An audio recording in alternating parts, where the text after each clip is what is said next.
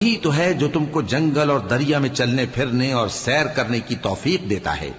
یہاں تک کہ جب تم کشتیوں میں سوار ہوتے ہو اور کشتیاں خوشگوار ہوا کی مدد سے سواروں کو لے کر چلنے لگتی ہیں اور وہ اس پر خوش ہوتی ہیں، تو ناگہاں زناٹی کی ہوا چل پڑتی ہے اور لہریں ہر طرف سے ان پر جوش مارتی ہوئی آنے لگتی ہیں،